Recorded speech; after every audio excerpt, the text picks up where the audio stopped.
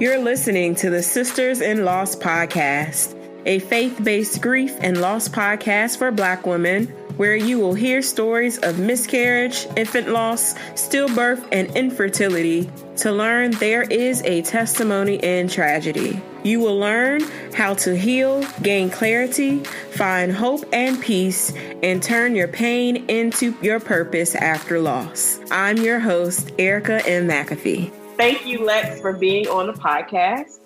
Thank you for having me. I really appreciate it. You are so welcome. So I'd like to begin with you sharing a little bit about yourself and what you do. Okay. Well, I am a licensed therapist. I'm an intimacy coach, peace coach. I also have a podcast that's separate, dealing with intimacy issues called Intimacy Uncovered. I work with individuals in my private practice for Alexus Harris Coaching and Consulting. And then I also oversee a clinic in DC where I help just give back to the community and assist individuals in the community who have severe mental illness with making sure that they are connected to the appropriate resources. Thank you for sharing that. So take us back on your journey to motherhood and share with us your loss story and your infertility journey. Sure. So my infertility journey has been quite a journey, as you can imagine. So I really have had just challenges all throughout my life, I guess you could say, with areas of, just fertility. And I've always had just kind of issues with fibroids and the discomfort that comes with those. So, me and my husband were married 2 years ago, and we obviously wanted to get pregnant and have children and grow our family. So in order for us to take those steps, I went to go see a physician just to really kind of figure the way through, since I've had issues with those things in the past. And it was decided at that time that in order for us to conceive, due to the number of fibroids I had and also one ovarian cyst, that I would need to have a surgery. So I did have a laparoscopic procedure during that time to help remove those things. And from there, of course, they instruct you to just wait several months so you can heal, and they can really just check and make sure everything is okay. So we did, and healed up, and we're ready to go. And so we tried to conceive naturally, and we did. We were so excited. After a couple of times, an attempt after I had the surgery, we were able to conceive maybe after a few attempts. And so that pregnancy was very rough on us from day one. When I found out I was pregnant, I actually thought I had lost the pregnancy because I experienced a lot of bleeding. After I took my pregnancy test, it was just a lot of bleeding. And so I thought I had miscarried. So when I actually got to my doctor's appointment, I just told them not miscarried. And so they actually, did the physical exam and everything. And they were like, no, you're pregnant. You're still pregnant. And I was just very surprised because it was really that much amount of loss of, just blood, and it was tissue and everything, and very consistent with miscarriage. So,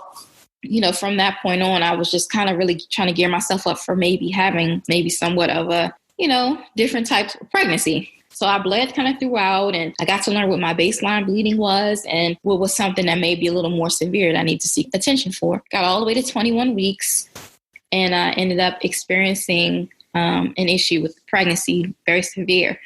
So I had to be hospitalized.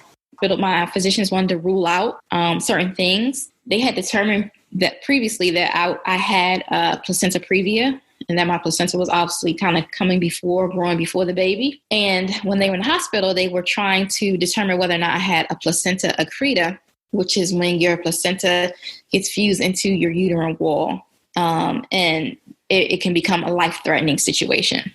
So while I was in the hospital, I ended up losing the baby. The nurse and the doctors checked one day, and the baby's heart and fluid and everything was fine. The next day, it wasn't, and he was gone. So they went ahead and prepared me for, the surgery, and let me know all of the things that would take place and the fact that I may need a blood transfusion because of this accreta. So before they could actually do the physical surgery, I ended up going into labor that night. The surgery was supposed to happen the following morning. And, my son, he came out of me on his own terms. And I just really began to bleed profusely from there. So they rushed me to the OR and had to perform the surgery. And at that time, they also had to remove my uterus in order to save my life. Your story takes me back to my own story because I have to have that exact same thing happen for me. So can you tell us what happened next in that journey? How did they break down? How did they come and tell you about your loss of your son and then the loss of your uterus? And just take us back on that journey from, getting out of the OR up until when you actually really started to grieve. Sure.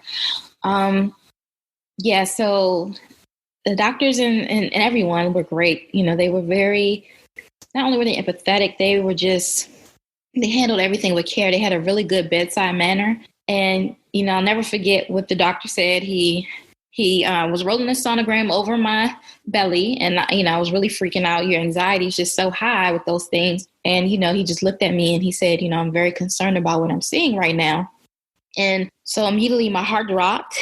And, he looked at me and he just said, I'm sorry. He said, there's no heartbeat. And, I just remember like those words echoing in my ears and just thinking to myself, no, that can't be true. Like, that's not true because God promised me that I was going to have me a baby and, that we were moving to this next level of our life. So no, that's not true. God has been with me and this is supposed to be what's happening. My baby should be fine. And I asked him to look again. I was like, just look again. And, he did. He said, I checked a few times and in a few different positions. And, unfortunately, the baby's gone. And girl, I just remember my heart just dropping. And I still just had like this element of disbelief that, no, like this can't be true. God didn't fail me in this situation. This can't be true. It was very tough for me. And so, I remember him asking me also, did I want him to call my husband? Because while I was in the hospital, my husband had to leave out and go to attend a meeting and he was coming right back. And so I told him no. I told him that I would let my husband know. And, I just remember having to have that painful conversation with him and just hearing him in disbelief and in pain and, just having to kind of relay this message also to my parents. And this was their first grandchild. They were looking forward and excited and, so just also have to tell them that and be the bearer. It affected me on so many levels. It really did. And then when they also came in later on that afternoon to let me know and discuss with me about the accreta and what that meant for me and my uterus and my health, it was also very devastating because they were very honest and frank with me and let me know that unfortunately with this type of procedure or this type of issue, it's difficult to salvage the uterus without really causing some sort of issue and like really causing death because of how much blood, can just come from this. So they prepared me for the possibility of having to part with my uterus and possibility of transfusion upon surgery. So all of this information was just swimming around my head and I'm still grieving. It was so very hard for me. Very hard. I just even get emotional just thinking about it, like it's so hard. No one prepares you for that. There's nothing that can prepare you, for any type of reportings or news like that. Or, all you can really do is just try your best to just know that this can't possibly be it. And even in the midst of all this devastating news, this just can't possibly be it. And that's what I just kept telling myself, this can't possibly be it. Absolutely. So what happened next on your journey after they told you the risk and the things that could happen? What happened next? After they told me the risk and what can happen, they called in like a team of physicians and they were really great hospitals, a trauma hospital. And the team were trying to really figure out a way to see how it could be salvaged potentially. And we're really, also they were in disbelief too. They obviously are professionals and deal with these types of things all the time, but they also wanted a success, and was trying to see how they could potentially help with that.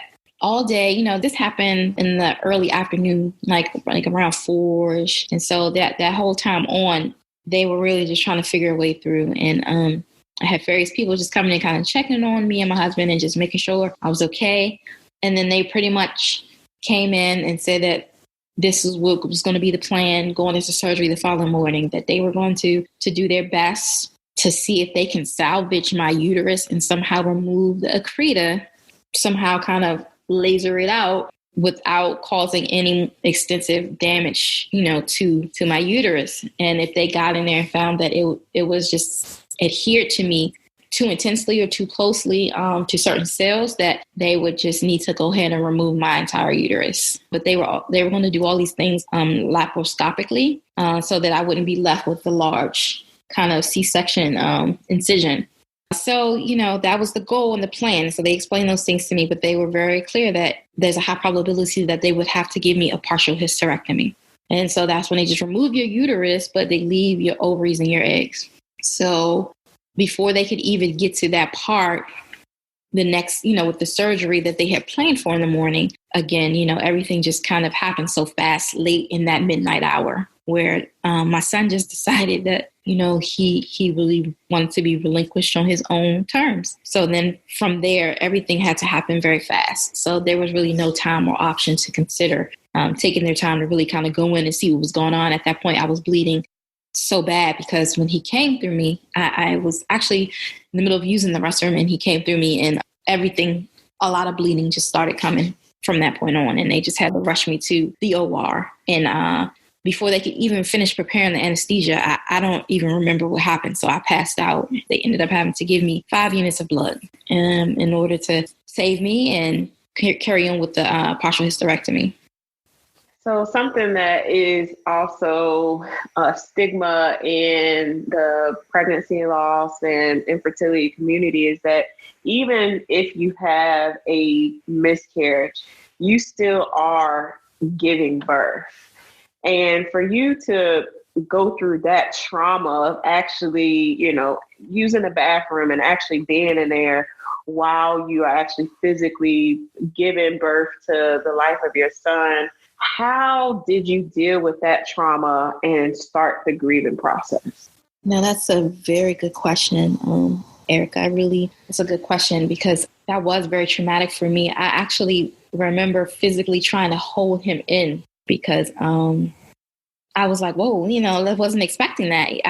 They had given me medication to help subside any contractions because they were really trying to slow everything down until the morning time. They were really trying to have me hold out until then because my particular surgeon would be there. So when I felt that, I literally tried to do everything in my power to just hold him in. And I just couldn't because, of course, your body's going to naturally release and do what it needs to do. And to just see him come out and fall into, the toilet, it devastated me. And it really devastated me because I felt like he deserved more. I felt like I deserved more. I couldn't understand why this was happening to me, and that why this way, why so many whys, so many questions were going through my head at the time. And in the midst of it, I'm just physically also not feeling well. So just why is all of this happening? And so I remember when I was finished with surgery and everything, the nurse, she got my baby, out of the toilet and she cleaned him for me and she put him in the clothes. And, the doctor came after my surgery and she said, you fought well. She said, we have your baby. Do you want to see him? And my immediate response was no. It was no. I didn't be like, I didn't want to see him because I couldn't see him like that. I didn't want to hold him and he didn't have life. And I just still couldn't wrap my mind around that. And so she was very gracious and, she said, okay, she said, I'll tell you what, I'll have the nurses hold him. The nurses will hold him for a day in case you change your mind, and I'm so grateful, of course, that she said that because, a few hours later, I did change my mind and I did want to see him. And so to hold him and hold his little lifeless little body and, it was very challenging for me, very challenging. And the trauma was real. And to always kind of be the one on the other end of the couch, if you will, talking with folks about their traumas and how to persevere.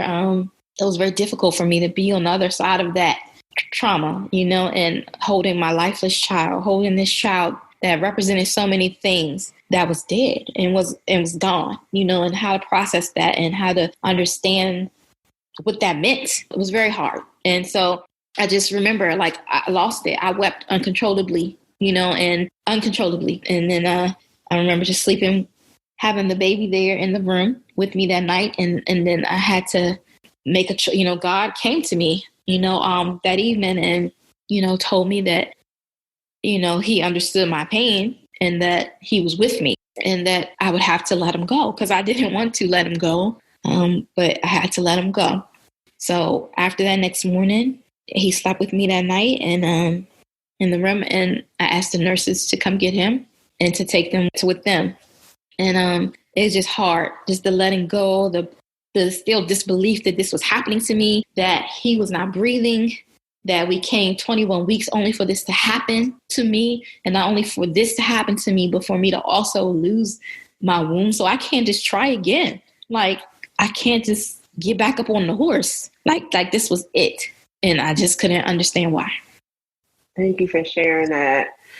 So let's talk about how your grieving process really affected and played a role in your relationship with your husband, as well as your relationship with God. Can you really talk to us about that? Sure. My husband and I, before we left the hospital, him and I made a deal with each other. And we decided that we would allow ourselves to grieve any way that we saw fit. And that we would really just be accepting of each other and that we would talk things through with each other and find comfort in each other's, as we grieved. My husband has 2 kids already. My husband's divorced.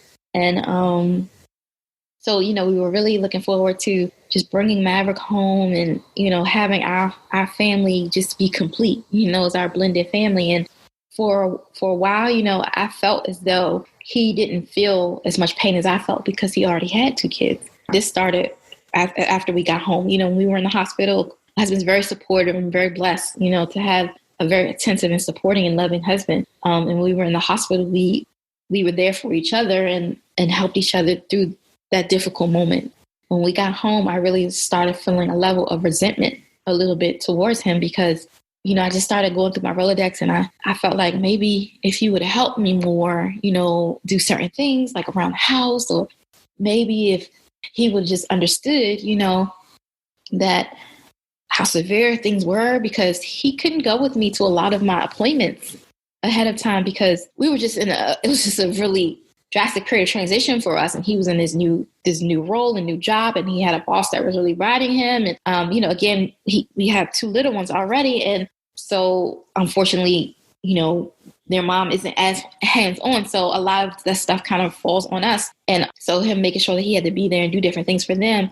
Sometimes him being there for me had to take a back seat, and I had to be okay with it a little bit. And I was resentful of that because, I also felt like this is also your child, but I get it, but I just, those things, just every little thing starts to eat at your mind, when you're grieving and when you're upset and you try to find fault, because that's the process of it. You're angry, you're upset, you have this bargaining going on where you're trying to assign kind of things places. And that's just, unfortunately not how it really goes, but that's where I was with him.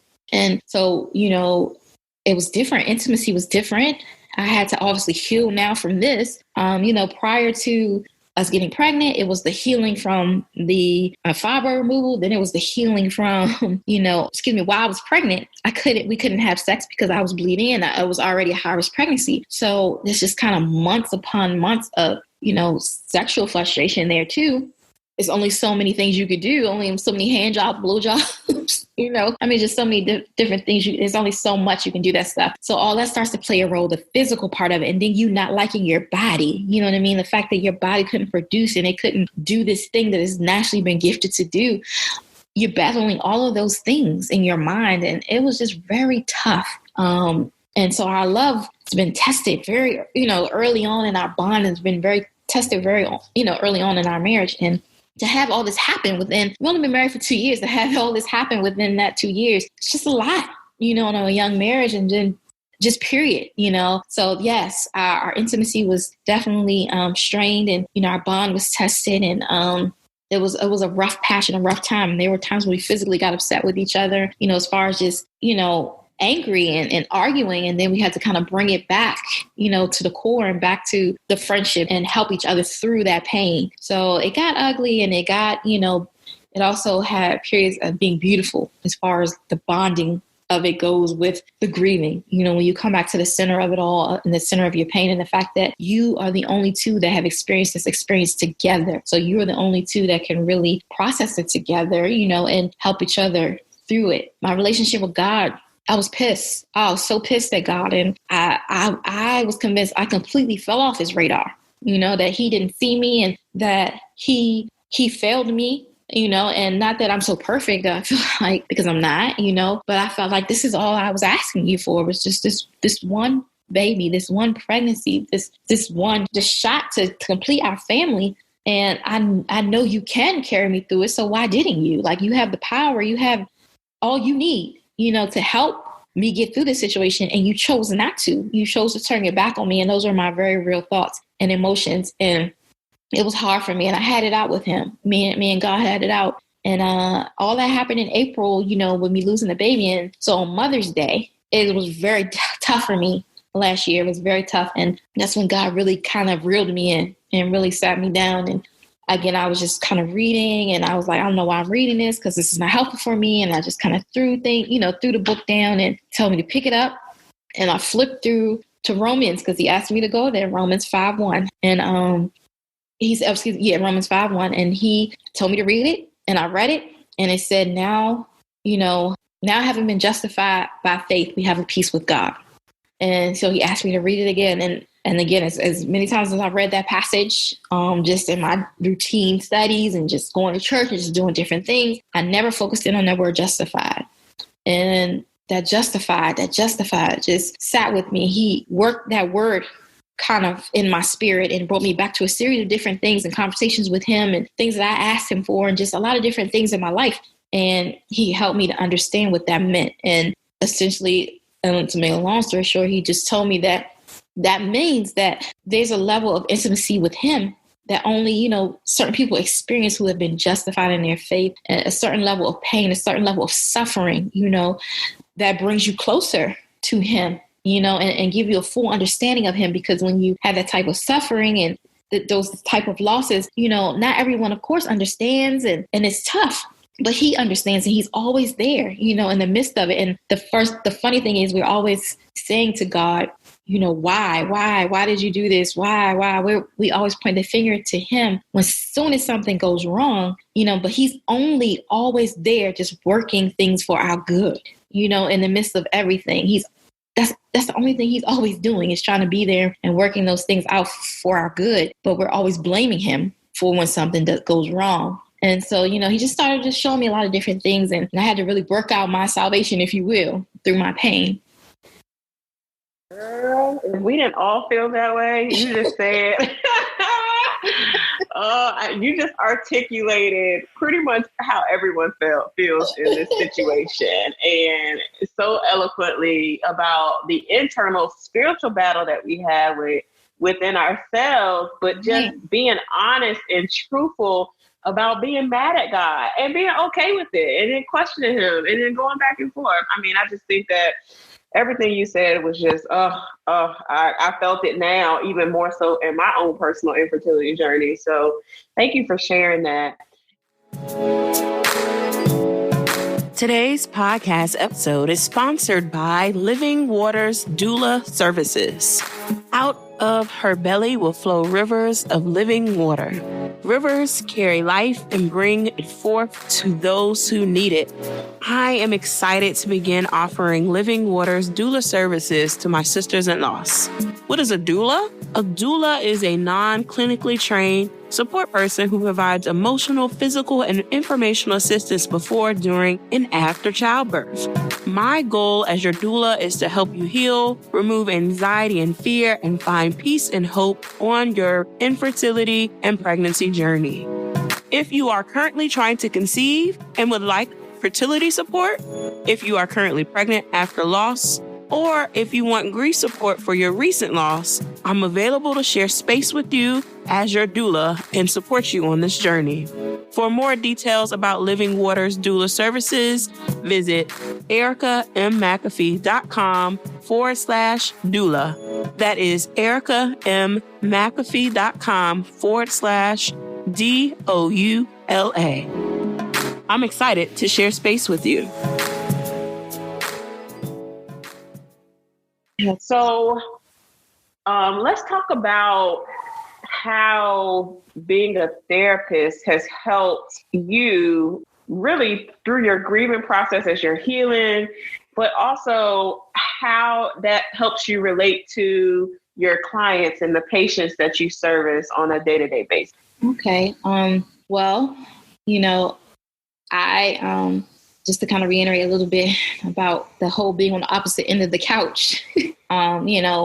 Obviously I'm human and we all go through things as human beings. So grief, I've experienced losses before in my life, just family members and, friends that passed away.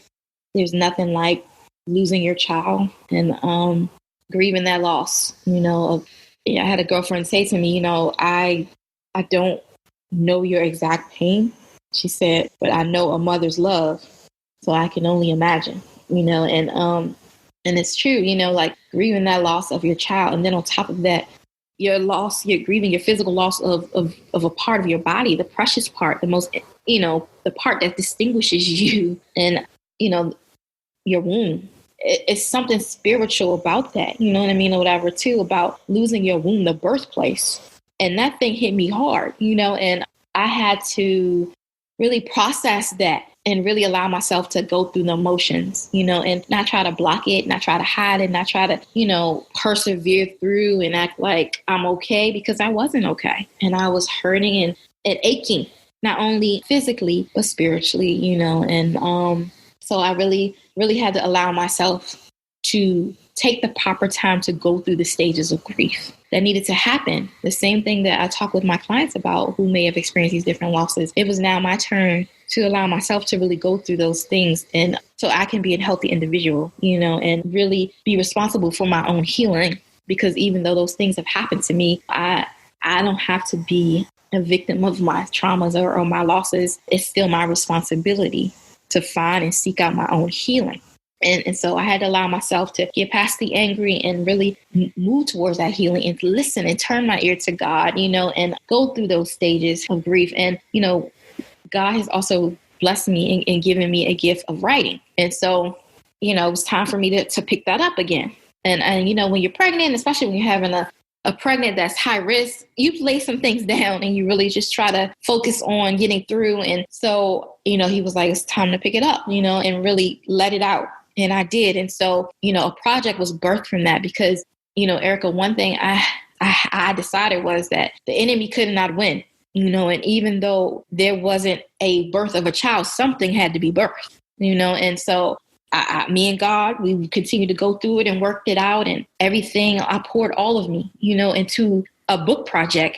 And, with two of my other girlfriends who were very supportive during this time, who also have had some sort of challenge around infertility or, pregnancy loss or loss of a child. So this project, a book, Peace That Supersedes, Stories, Scriptures, and Self-Care for Women Dealing with Infertility, Pregnancy Loss, or Loss of a Child, was birthed through this time of me just kind of working through with God, all the different emotions, all the different angers, all the different scriptures he used to help center me, and bring me back to that place, were poured into this book project. So that book is kind of set up in the context of a storm. So one of my girlfriends is leading it off, really talking about her experience and what anchoring for the storm looks like when God is, kind of denying you, like you're physically getting pregnant and miscarrying, and he's denying you, just outrightly denying you, and what that looks like. Anchoring yourself for this process, this journey ahead. And my portion talks about being in the eye of the storm and what that looks like when you're filled with so many emotions, when you don't know, when you're confused, when the enemy is at your heels and you're really trying to seek that solace from God. What does that look like? And then my other girlfriend kind of wraps things up with the rainbows and reflections, just talking about, her experience 5 years ago of, actually having her child at 5 months, nursing him, taking breast milk, pumping breast milk at work and going to the hospital every day, bringing it to him and, making sure that he was okay, and only to lose him, a few months later and his actual due date and what that's like and what that pain is like, and reflecting on those things, but then also reflecting on how God was still merciful and showed up with his promise several months later. And as she was able to conceive and have a child, and the feelings associated with that of being angry of like, I'm not ready for this and you've given it to me already. So the book is very real and raw, and it was so helpful for my healing, you know what I'm saying? And because not only was it about me and our processes, but about the other women who get stuck with putting a voice to their process, and hopefully encouraging them and helping, them to understand that they're not alone and that they're part of this powerful sisterhood who have experienced these losses and, are working through their healing, and hopefully encouraging them and keeping them hopeful in the same token that God is speaking to them and that God is there for them and that God does have a plan. So where can we find the book? Give us the rundown on all the details, and I'll make sure I include them in our show notes as well. Absolutely. So the book is available on Amazon, and it's called Peace That Supersedes. It's stories, scripture, and self-care for women dealing with infertility, pregnancy loss, or the loss of a child. I also created a short documentary film to go along with this book, just with a collection of some other women. Because again, it's really about just helping, like you said, to kind of get our stories out there and being supportive and having resources for each other. That's called Peace That Supersedes, Weathering Storms of Infertility, Pregnancy Loss, or infant mortality. And that is on YouTube. So if you search Peace That Supersedes, that will come up on YouTube. So I will also share those links with you too. I'm excited to go watch that on YouTube and definitely support her and her friends with this book. So let's talk about resources. There are so many different blogs and websites, and now even podcasts, yes, and books now that are available. What resources or books or tools that you have used or you have recommended to friends that have really helped on this grief and healing journey? I actually have recommended your podcast. I really have. I've definitely recommended that to a few friends. I have actually just recommended just individual therapy outlets for people, like there's Psychology Today, where you can actually search for providers who have specified specialties, and some may actually have specialties in this area of just, loss, with like just infant loss or pregnancy loss, or, issues or ongoing challenges with fertility. So and I've also shared the Bible with folks.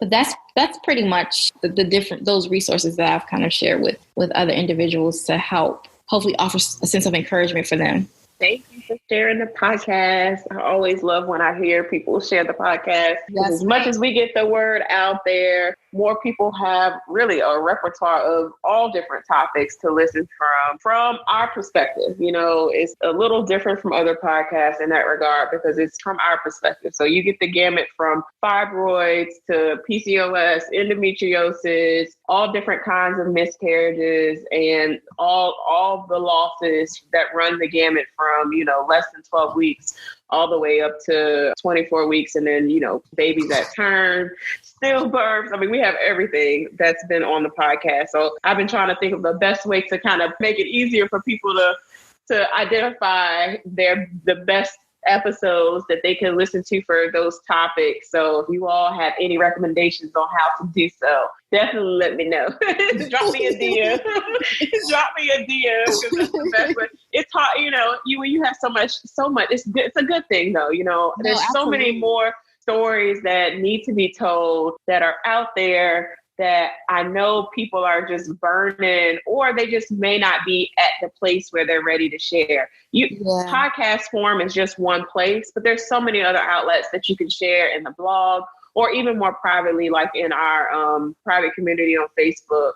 So I would like for you to just talk about what your next steps are in your infertility journey is, and then leave the ladies with just some encouraging words for the mom that's out there that is battling infertility and just needs to hold on to that hope that God is going to give them the promise and the desires of their heart. Absolutely. So where we are now, my husband and I are moving forward with IVF. We've, given ourselves time to heal, and we are still healing because, look, grief is an ongoing process, so it will never end. but we do want to continue to move forward and make steps toward completing our family. We are moving forward with IVF in hopes to shortly pursue surrogacy after we've created our embryo. We definitely believe in what God has for us is for us. And that's sometimes how God is. We have one plan in our mind. And, again, our plan is very linear, but God has his own plans and purpose for everything that we go through. And he's always willing it back to our good. So I really just want to leave this for the ladies that, there are scriptures in the Bible that say that all things work together for the good of those who love Christ. And that's so true. Like everything you're perceiving as a setback or something that is being